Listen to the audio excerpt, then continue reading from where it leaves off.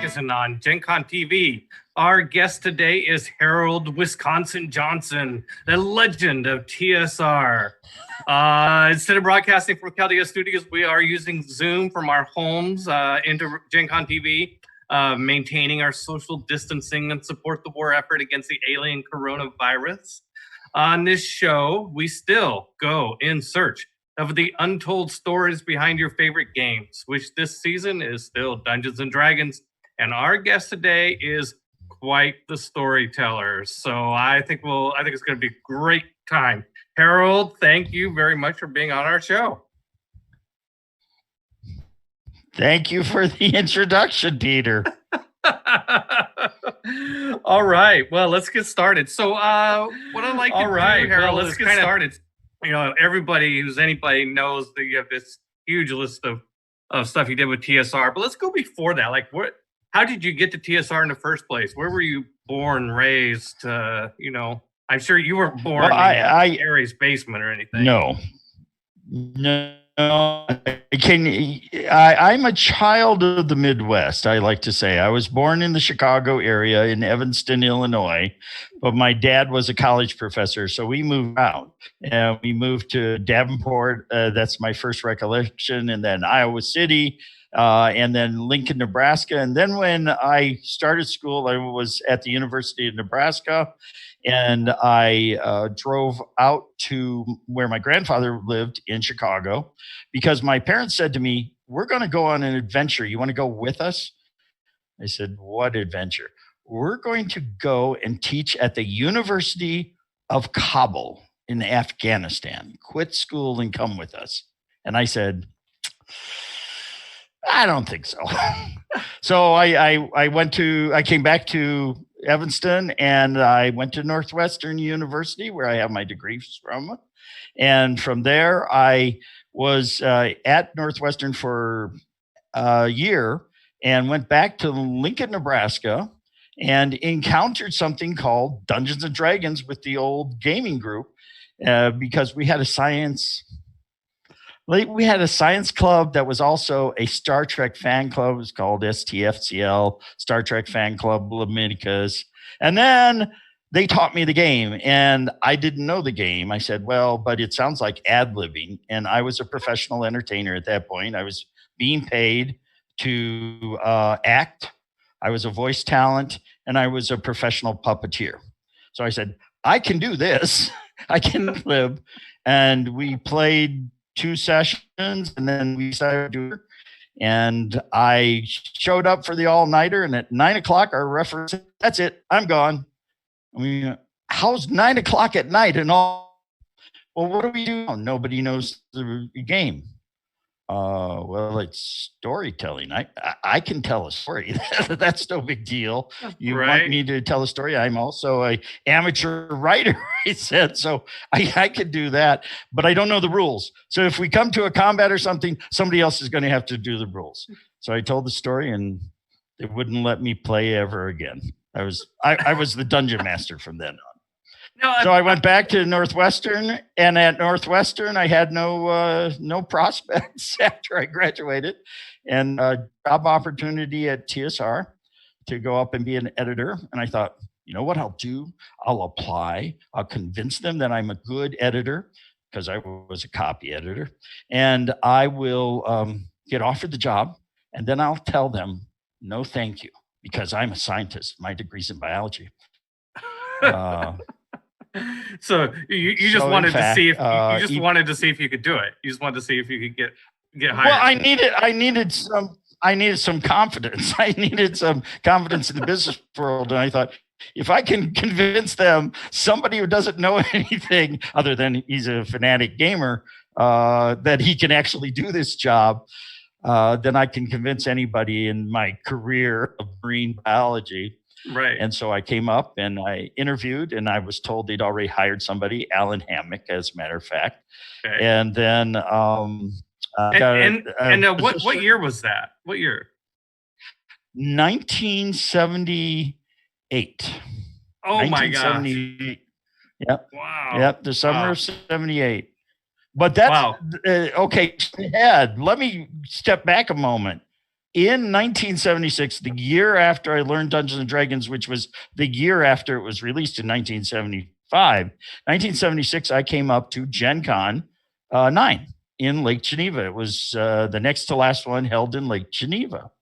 And I came up, I didn't have a car, and I carpooled up, and I got there and I played the very first AD&D Open tournament and was eliminated the first round. We came up with a team and they said, we don't let teams play.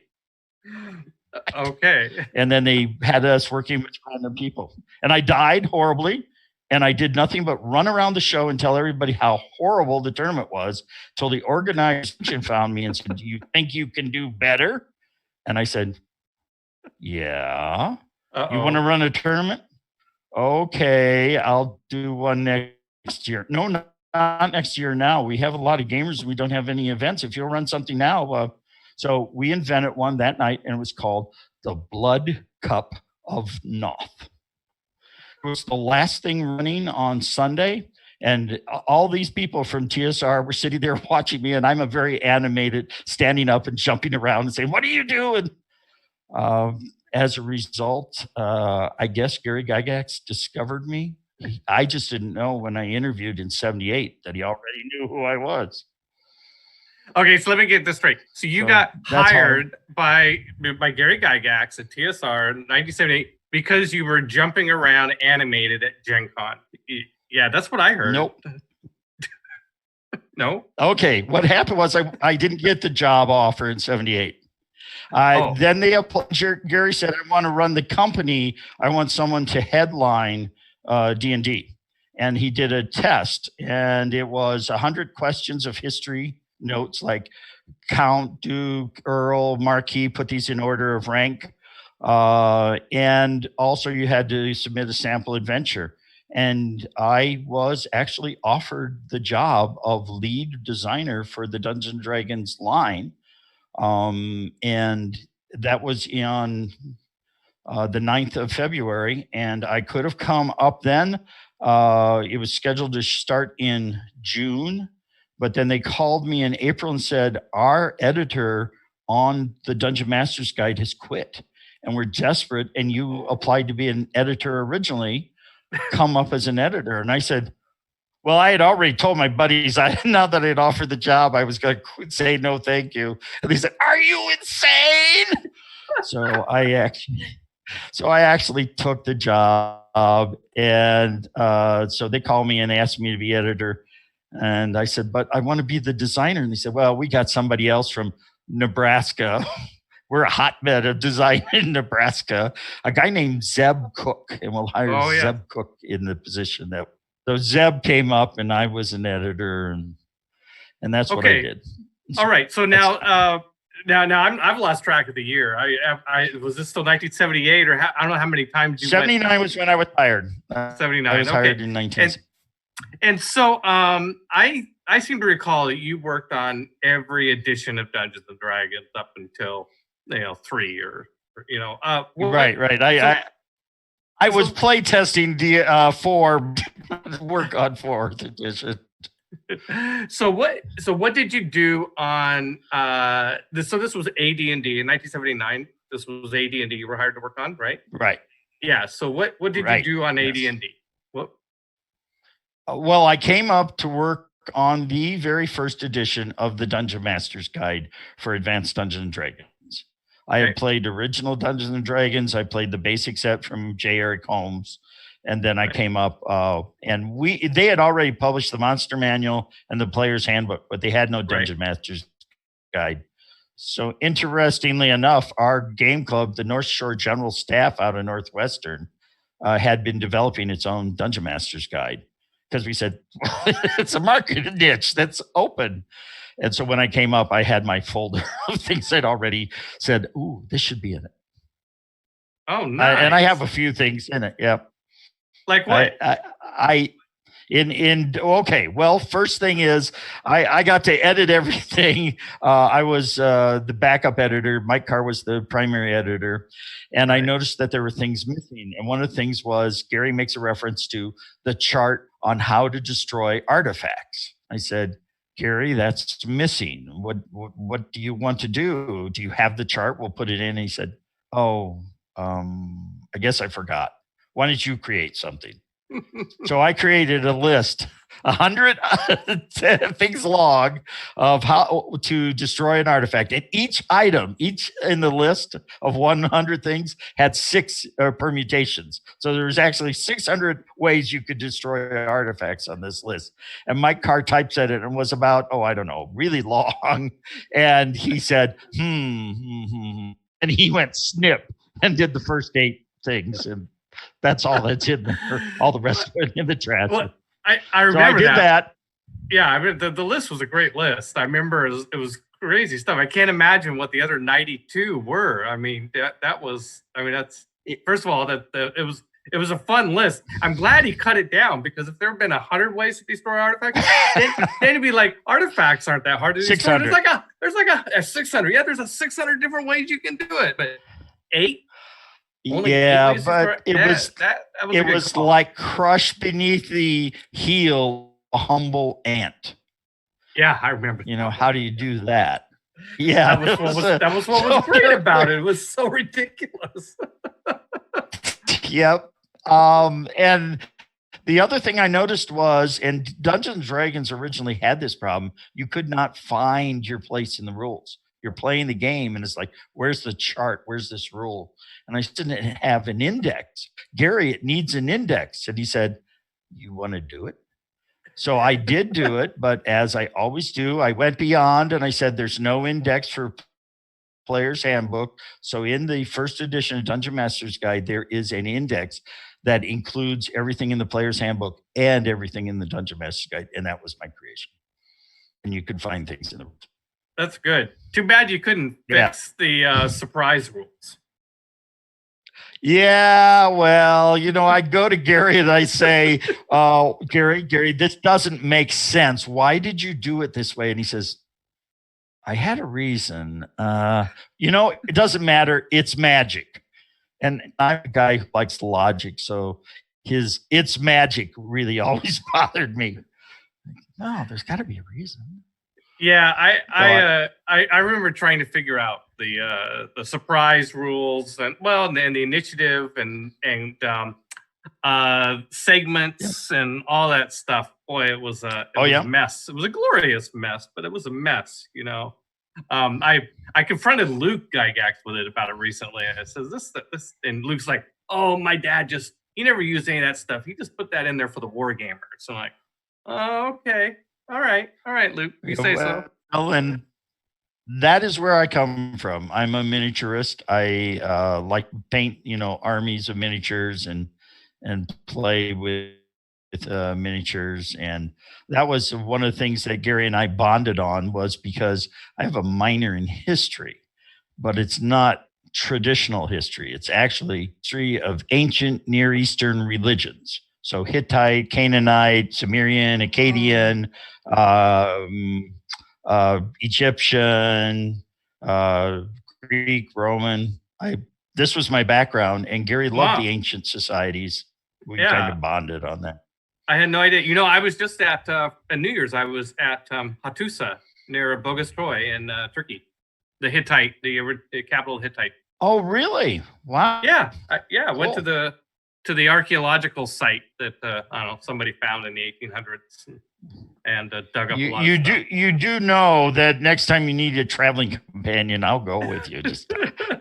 I know it can be kind of unnerving to be working without somebody who also speaks American. Right. I'll keep that in mind, Harold. I'll keep that in mind. That's how I got to Australia. Somebody in Australia called me and said, we need a guest. And I said, I'll go. And then they said, yeah, okay. I said, no. Let me find you somebody. He's invited Doug Niles because he was both a game writer and a book writer. So they get 2 for 1. And then they called me back and said, okay, we want both of you. Why do you want me? I'm just a manager. And they go, oh no, you wanted to go. So we want you to come. And so we actually went. And then they called me back and said, well, we're spending a lot of money on your plane tickets. Is it possible that we can put you in the same hotel room? And I said unwisely, well, we're just gamers like you guys. So it doesn't matter. You throw a cot on somebody's, that'd be fine with us. So when we arrived, that's exactly what they did. And Doug Niles has never forgiven me. That's funny. Oh, hey, okay, so let's get back to D&D. What else did you do with the AD&D edition? Like after, other than editing the DMG and all that stuff like that. Well, there were a number of things. Obviously, Advanced and Dragons, I worked on several impossible tasks. We did the Oriental Adventures was through me. Almost all the hardbound books in first edition through, I think Dungeoneers was past me. Happened under my auspices, but we were brought Oriental Adventures. They had gone to Toy Fair in February and promised it by Gen Con. And they came back to me and said, Harold, when I joined the company, they would come to me and say, this is your next project. And I would say, no, it's not. What? I'd say, no, I'm not doing that. But you're working for us. No, what I'm going to do is I'm going to answer the phones for Gen Con, because we have one man working on Gen Con. It's off site, and we have all these phone calls coming in, and we have all these gamers. So for the next month and a half, I'm going to be Gen Con answer man. What? So after that, a manager, and then later VP of games. So during that time, they bring me Oriental Adventures and say, can you get this out in 6 months? Now, at that point, it took us a year and a half to go from nothing to a finished product. Yeah, that sounds about right. And everybody was saying, Harold, you got to tell them it's impossible. I said, well, it's impossible the way we've done it, but it's not impossible. So I went to Gary and I said, Gary, what do you got written? He says, well, 20 pages. Just a 20-page product. And you want me to have this out by February or by August? Okay, well, I'll find somebody. Zeb is the one who wrote it. And we got, I started taking, everything they would do was linearly. So they would write the product, then they test the product, then they rewrite the product, then they develop the product, then they would edit the product, then they would typeset the product, then they would lay it out, then they would say we need art, and then we'll do a cover, and then we need to do promotion, and then we have to look. And I said, well, that's not the way we're doing it. First thing we're doing is we're doing the cover art. We can't do that. Why not? We know what the theme is. If we have the cover art, we can get it in Sears and Penny's catalog and, actually make sales. Wow. So we actually got it out in 6 months. And the next year they came to me and gave me 4 months to do a project. So we managed. I started with the company and we were a year and a half behind. And by the time I was done, 9 months later, we were a year and a half ahead of schedule. Nice. So what did you do with Oriental Adventures then? Were you basically project managing it, like assigning? Yes. I was project managing it. Right. I was. We would call it a development credit. I would read the manuscript and say, "This makes sense. This doesn't make sense." If there's something that needs to be done, and Zeb is running out of time because Zeb was doing it freelance as well as on company time. And I would say, well, I can write this. I love Oriental stories. And this is just, I understand that. There's a product put out there, Knight of Seven Swords. That's not its original title. Its original title, which sounds a lot more Oriental, was Knight of Seven Leaves. But the editor of that project said, well, that's not a good title. You obviously don't understand Oriental stories. All right. Well, I did a lot of reading of it. Yeah.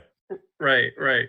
Well, I seem to recall it was a great book. So, it's kind of like, that, those stories where, it was a horrible process and we had so many time, only so much time to do it, and people quit and all this stuff like that. And then you go, yeah, but that must be how you make a great product.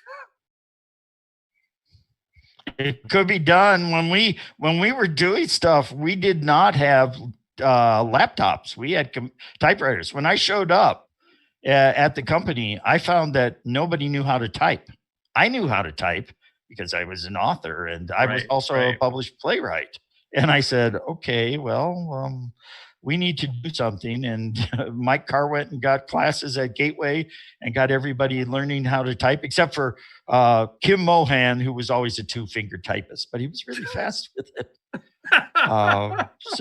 So we did that, but they would use, there was no word processing then. What you Right, did was no. you used a computer program. We used one called Edit 2, and it would write it like a program. And on the left side was a line number. And Right. when we were working on the Dungeon Master, or no, on D&D Basic, what was then the purple set and then later rewritten as the red set, we're trying to get it done. And I said, okay, I can tell you how it's going to break. In the old days, they typeset it, and then they take the galleys and they go, let's kind of lay it out like this on the page. And I say, you don't have to do that. You can do it mathematically. They went, what? I said, well, it's easy. The line's right there. I just put in the R bound. I know how long an average line is, and I can figure out exactly where it's going to break a page. You can do that? It's math. Yeah, of course you do that. We're game designers. You don't know math? So I would do it for them. And it wasn't until we got to desktop that actually, write that way. I did, when I became boss, say, we need to change the way we're writing because we do not have 2 years to write something. We're not doing 2 years R&D. That's crazy. So what I did was say, instead of writing and then cutting and trying to figure out how to, we are going to design the book ahead of time. We're going to do a storyboard, and it will say chapter 1 goes from page 1 to page 8, and it starts on ends on a right-hand page, and we're going to order the art now, and it's going to be illustrative. It's not going to be filler art. We're going to illustrate the points that we're talking about. It can't be done. Guys, it's math. Of course you can do it. So I got a friend of ours. Yeah, you know him, Merle Rasmussen. Oh yeah, because sure. he had my kind of mindset. And I said, Merle, let me show you how to do it, because they're not listening to me, the boss. Let me get a worker who understands it. And then the other one was Tracy. And then they will use that system and they'll all go, how are you doing that? Then they started copying them. And I was, yeah, okay, I don't care. I don't need it. That's Okay, so before we leave the AD&D era, I gotta ask if you got any Sure. any other Gary Gygax sort of stories to tell. Any, there are a couple stories. Let's jump way back to Dungeon Master's Guide. I was working on it, and I would say that doesn't make any sense. And I'd go to Gary. Those days, you could get access to Gary, and he would tell me what was to happen. He was supposed to write the Origins tournament that year, and he was too busy running the company, and he said, I can't. So he came to the design department. I was an editor at that time. Now nobody knew I was a writer, and they said, we need a tournament. Everybody said, oh, not me, I'm too busy. I said, I'll do it. They went, what? And I said, well, they need to know that I actually was offered the lead position. So I wrote something called Hidden Shrine of Tamocha, which, as you know, it's the highest valued collectible out there. Average price was $1,600 a copy. This originally sold for $4.50. Right. And right now, I understood last year at Gamehole Convention, they auctioned a copy for $5,000. So anyway, I said, I'll write this. And I wrote that tournament. And if you look, it's what changed the way we do adventures. And nowadays you will see all adventures done similarly with box text and things you can read to the players, because I'm an actor and a playwright, I wanted to create the mood, and nobody seemed to be doing that. In the old days, you would have, here's the room, here's the dimensions, it's a bedroom. Now describe whatever you want in it. I would describe it. Oh, yeah. I mean, I know that stuff started, at some point, I didn't know when, but now I do. These types of descriptions started showing up in modules, and Harold Wisconsin Johnson. And by the way, what's the Wisconsin in Wisconsin Johnson? What's that about? Oh, that's the hat. I started wearing the hat when I was doing Gen Con because they'd go, "Where's Harold?" And Merle Rasmussen would wear a Panama and a Hawaiian shirt and mirrored glass. I said, "Why do you do that, Merle?" And he says, "Well, I am the administrator, which is the game master for Top Secret, the role-playing game he wrote." And I said, "Ooh, I love hats. I have a whole collection of hats. I can wear a hat and they can see me across the convention floor." And they say, "Where's Harold?" He's over there." So I was wearing the hat and it was a fedora. And somebody started making references, calling me Dr. Jones in Indiana. And I said, "I'm not from Indiana. I'm from Wisconsin." And they said, "Oh, Wisconsin Johnson." Okay, that's where Wisconsin Johnson, like Indiana Joe. Okay. I see what you did there. Yep. Okay, I see what you did. That's a smooth move. I actually I didn't use it officially, but a lot of people call me that. And then Jean Raby, who's a professional author, I think you know her. Yep. She used to work for me, was head of the RPGA. She said, "Harold, website, you want to have a email that's easy to remember." I said, "Well, everybody calls me Wisconsin Johnson." So my email in those days was Wisconsin Johnson. Perfect. What's stuck? Yeah. There you go. All right. Well, let's move to second edition D&D. Second edition. Yeah, I like the idea of us talking about each edition of D&D, and what you did on it. So what did you do with second edition? Second edition was again our lead man was Zeb Cook. Yep. I would assign the resources, and Zeb was the one who got the lead on that. Of course, everybody who works on a game, and myself and my history with Dungeons & Dragons from 75 on, I had my own ideas. Needless to say, most of my ideas were not used. I wanted to do you go up to a certain level, recycle, and you get a second attack at a lower level. And this Conan could take on 20 picks and kill them all. In the original Dungeons & Dragons, that wouldn't work because one man got one attack, maybe two, but that was it. And Conan in a battle would go bam, bam, bam, bam, bam, and kill 8 people around. It was like, How's that possible? So I wanted to do that, but Zeb didn't like that idea. And I, as the coach, as the director of games, said, once I put somebody in charge, I'm going to back them in their idea. I'm not looking to take the credit on anything. I'm looking to take the blame when something good doesn't go right because I haven't communicated well, and help guide them to a victory. And if we reach the victory, it was Zeb, it was the design team, even though I was part of the design team. But so, I oversaw it. Again, we play tested it. I think there were a number of things that we had big debates on: the Cavalier, the Assassin. I like felt what? that Assassins as a class. Do you remember any big debates? Oh yeah, tell us about Assassin. Yeah, anything having to do with Assassin is just good right off the bat.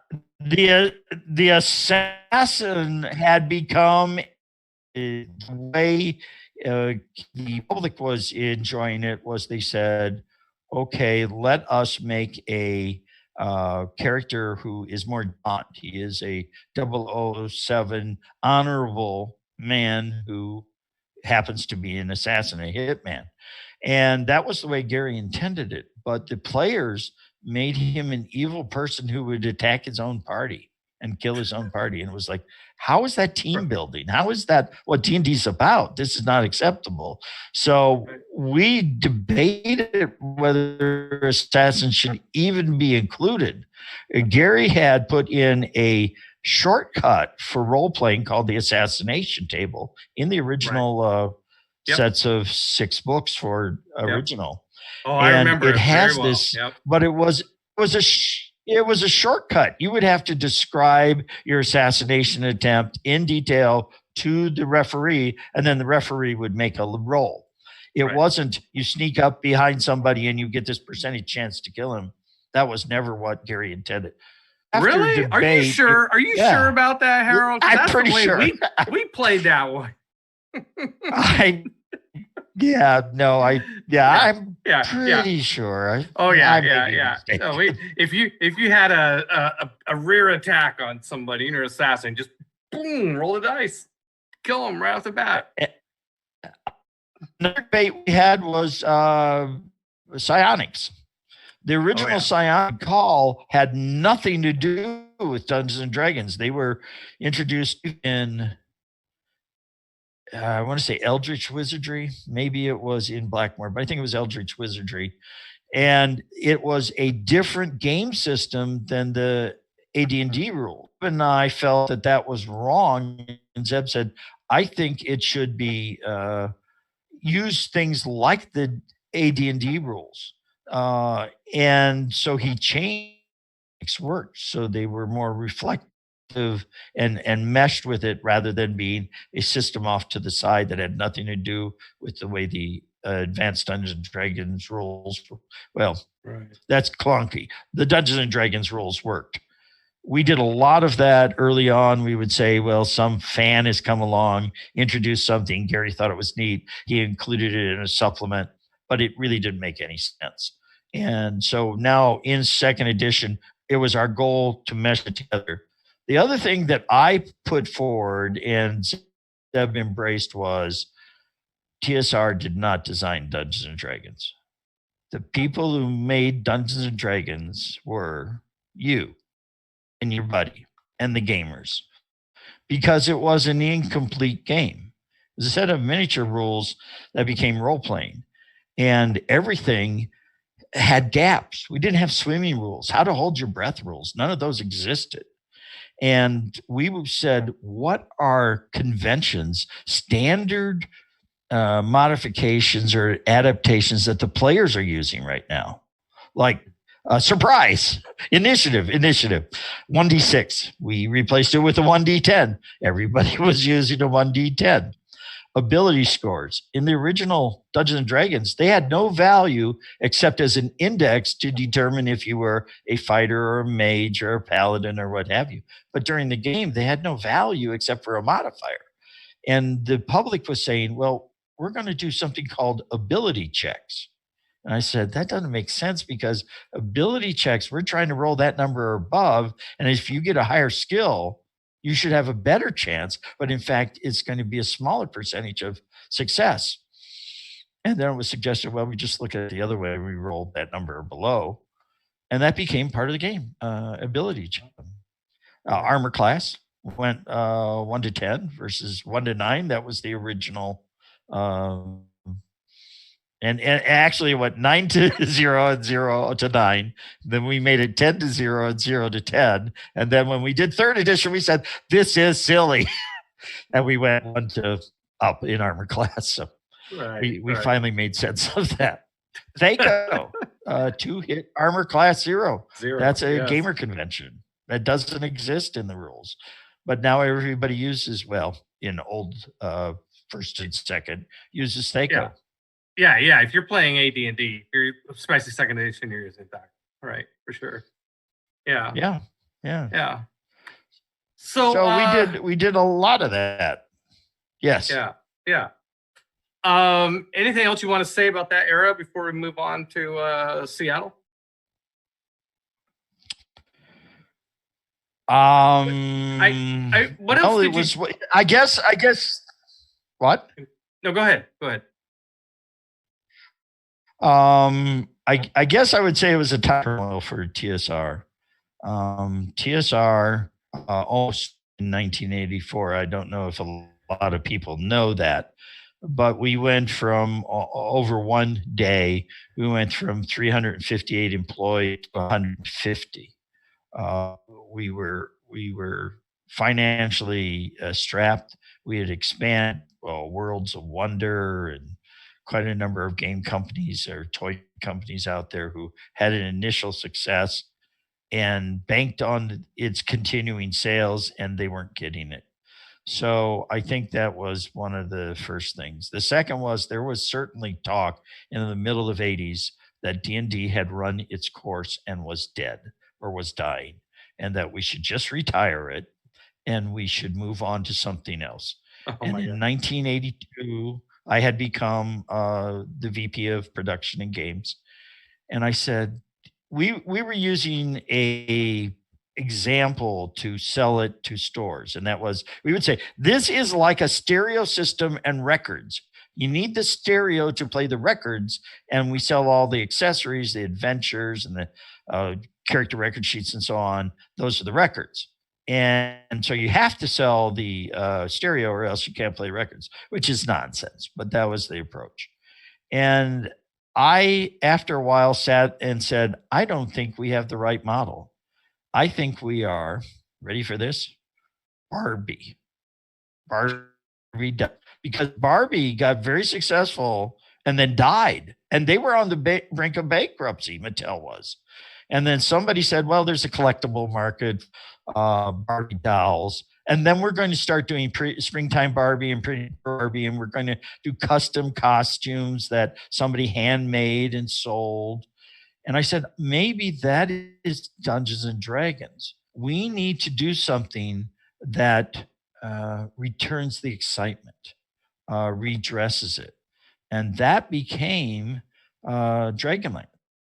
Dragonlance was my first foray into creating an excitement, a new, what would you call it, for the company for several years. Dragonlance being the first was one of the most successful. We did have GREYHAWK, Forgotten Realm. Dragonlance was the first. And in doing Dragonlance, we saw value in not just doing adventures. I'm a list maker and I see too much beyond the borders. And we had been proposed to do a series of 3 adventures about dragon. Marketing came back and said, dragons are dinosaurs for our industry, for the boys. So we have 10 different dragons. Let's do an adventure series that's 10 adventures long about dragons, featuring each of the different dragons. And I said, that's the stupidest idea I've ever heard of. Because once you fight a dragon, kill a dragon, why do you want to do that 10 times? You already have a dragon horde. You're going to imbalance the game. There'd be So I took one of the 2 proposers. One was Tracy, and the other was, and they did this separately, Jeff Grubb also proposed a series of 3 adventures. I took Tracy aside to my house, and we met for 2 days. And during that time, we created what became Dragonlance, which is not just the game adventures and the box set and the hardbound book, but it was the novels, it was the calendars, it was everything else. Because I would sit there and I'd go, we've got to devalue Dragon Treasure. How do we do that? Well, treasure is part of government. If the government's gone, coin has no value other than its value. So there's been some cause civilization to fall. What? Oh, I don't know. Some catastrophe. What? I don't know. A flaming mountain fell from the sky, and that's what we did, of course, in Dragonlance. And then I'd be looking and I'd say, oh, well, with the king and the queen of dragons, there's 12 dragons. There's 12 months in the year. We've never been able to make a profitable calendar because we have to make 13 pieces of art, and there's no money in that. But if we have 12 products, we have the art for the calendar. We amortize the cost. Oh, we can now do a profitable calendar. Oh, also in charge of computer games. Let's do computer games and miniatures. We can do miniatures and jewelry. I was a big fan of Tolkien, obviously, the whole society. So you'll notice in Dragonlance, we did music and so on, but the comic books. But I wanted to do novels. I said, we have a great story. Why don't we do novels? And we're not a book publisher. I said, why not? And we became, as you know, one of the biggest book publishers of fantasy and science fiction, starting with Dragonlance. So I think my big contribution to D&D is Dragonlance, and getting everybody to think that we're not just role-playing games. Right. Well, We that's have I mean, a yeah. brand, a story. Yeah. Well, I mean, it's a fantastic accomplishment, Harold. I mean, I know you're proud of your involvement with Dragonlance, and I think I have a greater appreciation for why. It was well, it's a great product line, and certainly breaking out into novels was a huge plus. I mean, from my perspective, when we at Wizards, when we acquired TSR and got to really understand the books, it didn't take long at all to realize that the novel business was a third of the revenue for the company, and Right. and I think the other big surprise was how big licensing revenues were on some years. It was very cyclical, but on some Right. years the Yeah. licensing for computer games, to various computer game companies was a piece of it, and those two pieces together were bigger than the sale of the game books or the actual game Right. books, like Player's Handbooks and GREYHAWK and what have you, was less than half the revenue for TSR. At least in the 90s. Well, right? and well, you've seen that the industry did grow. Gathering, which was Wizards of the Coast flagship, does have novels out there. It was something that we recognized was we are not a card company. We are not a role-playing company. We are a brand or IP, not IP, but intellectual property company. That's what we are. And you can serve the public by presenting in different formats, coloring books. We had at one point licensed Dungeons and Dragons bacon. Go figure. We had a very productive. That might have been a little off strategy, but hey, you got to try the different things, right? You never know where the next big hit's going to come. Everybody says you're an amazing person, Harold, and I go, no, I'm not. And they said, but you did all these things. I said, and they'd say, how did you do it? How did you wind up working with Marvel Comics and do Marvel superheroes? And I said, I asked. That's what we did. How do we get Indiana Jones? I got to go out to Lucas Ranch. We asked. I said, here's an idea. I love Indiana Jones. Let's go do Indiana Jones.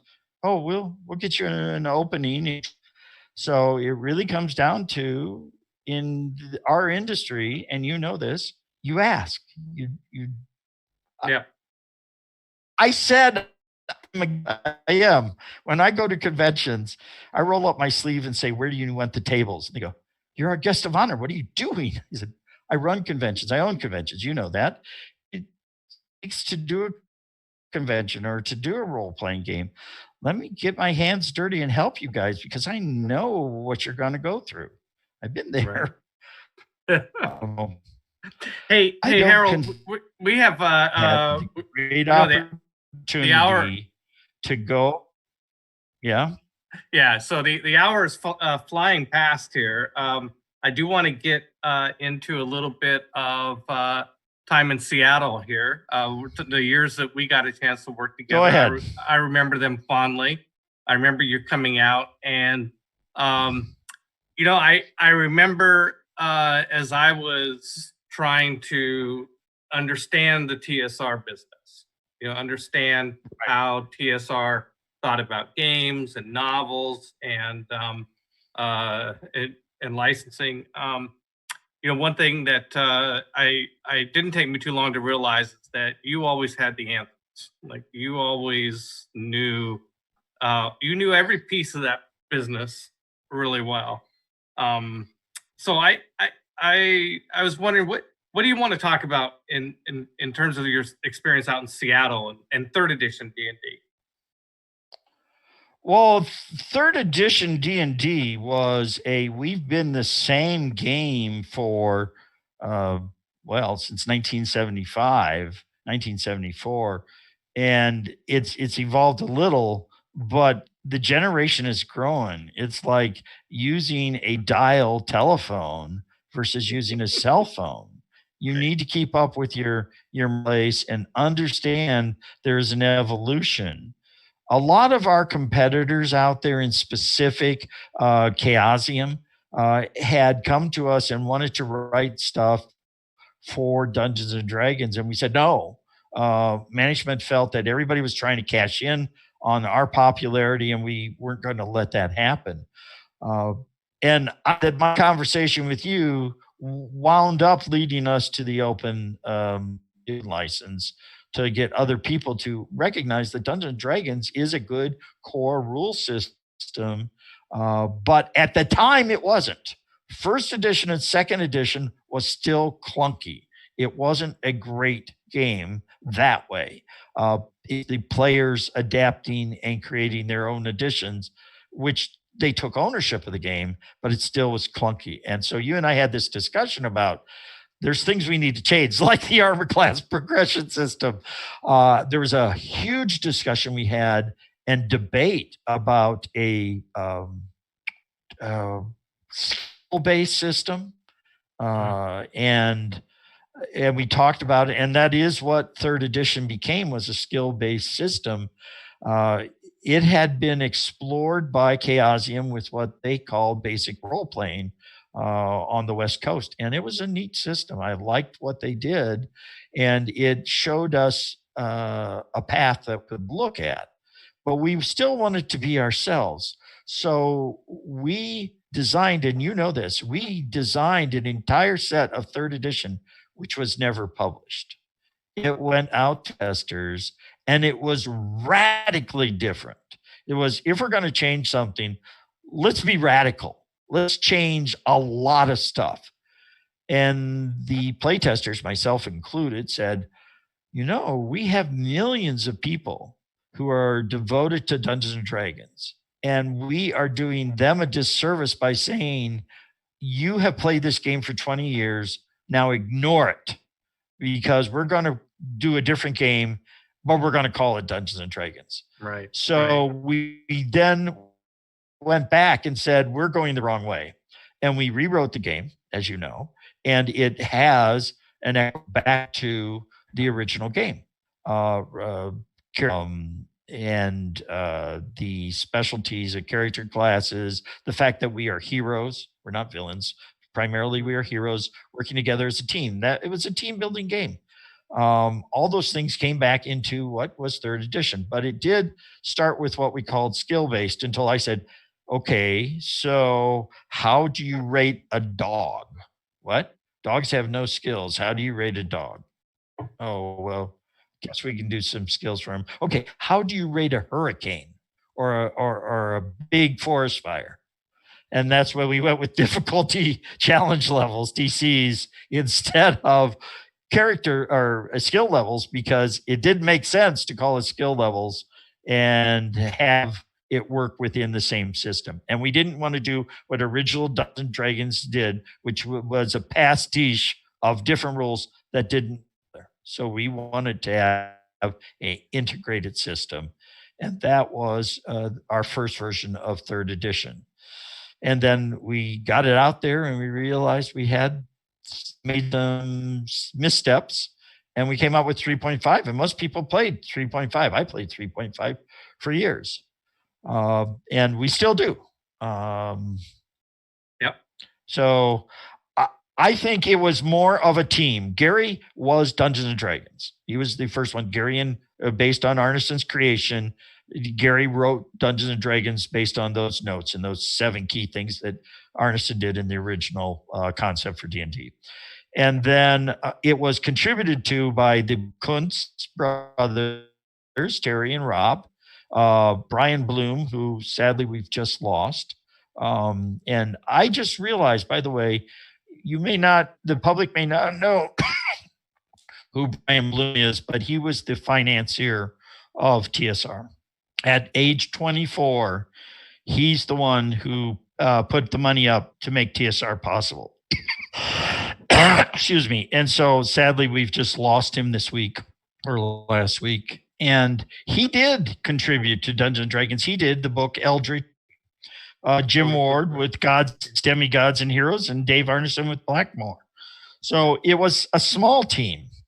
But when we were doing third edition, We wanted the entire team of designers and editors and artists and fans to be part of the process to make a better game, because D&D evolved, as you say, I originally said, Dungeons and Dragons became what it was because of the players, not because we were geniuses about what we did with the company. I was, but right. So we have so before we wrap this up, so what are you doing these days, Harold? Or what have you done since when did you leave Wizards, and what have you done since? Well, I left Wizards in Christmas of 1999 when we sold ourselves to Hasbro, and I was working out of my home. I'm from the Midwest, and I had moved to Seattle for a while. My family wouldn't relocate, so I got a permission to go home and freelance for you guys. It was telecommuting. And Wizards of the Coast, Hasbro said, we don't have telecommuters. Bye. So that was my dream job, doing that. And so for several years, I did nothing except make small contributions to products. And then I was contracted by both Wizards of the Coast to help with the history of Gen Con and the history of Dungeons and Dragons, which I have long stories about. And then I contributed to Ravenloft, which was licensed to White Wolf. They knew I was part of the Ravenloft creation team, and I love horror. So I made several contributions to it, including major sections in Mask of the Red Death. Recently, I have a publishing house. It's called Epic Quest Productions. We don't just do publishing; we do other things. We do T-shirts. We have the Larry Elmore license for T-shirts. So if you need them, come see us. I do adventures. I write tournaments. I've been part of Gary Con when it came out. I saw some conventions. When Gary Con came into creation, Luke Gygax will tell you it's my fault. Gary had died, and I was the only employee still in town. And I spent the evening with his widow and his son, Alex, on the day he died. And I said to him, if you need any help, I don't have money, but I'd be happy to help in any way I can. And they called me. Luke called me and said, can you talk to the media for us? You knew Dad. Can you get photos for the media? Can you do this? Can you do that? Help us get Horticulture Hall for the wake. I said, Horticulture Hall has no heat. It is terrible in the winter. You do not want to go there. Yeah, but it was where Gen Con was. And right. Gen Con is the birthplace of Dungeons and Dragons and many other game companies. Yeah. And it's pretty cool. I said, well, it's pretty cool. In 1976, it also took place at the American Legion Hall, and I knew the American Legion Hall. So why don't you go to the American Legion Hall? They have a liquor license, and they have a kitchen, and you can have food, and you can have drinks if that's what you want to do. He said, okay. I said, okay, what are you going to do at this wake? And he said, oh, we're going to, toast Dad, have some drinks, and tell stories about Dad. And I looked at him, and I said, that's absolutely wrong. What? I said, that's not what Gary was about. Gary was about sharing his joy with the world. And his joy was gaming. You need to be looking at that. And he said, we could do that. So they took Gary's collection of games, took it over to the American Legion Hall, and we toasted his health, and we played games. We played his games, and that became Gary Con Zero. And it was an okay event. We enjoyed it.